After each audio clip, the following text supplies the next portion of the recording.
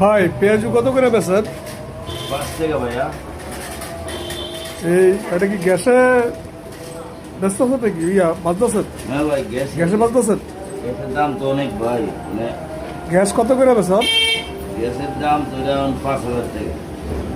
আগে ছিল কত?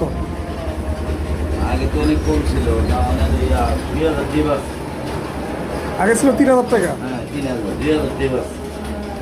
এই এক সপ্তাহে এক না সপ্তাহে। এক মাসে? এই 15-20 দিন হলো। 15-20 দিন হয়েছে নাকি? হ্যাঁ।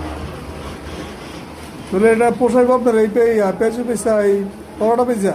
না ভাই, এখন বর্তমানে পুষে না, কি করুন, দোকান খোলা রাখছি, কারিগরও বাঁচলো, মালিকও বাঁচলো।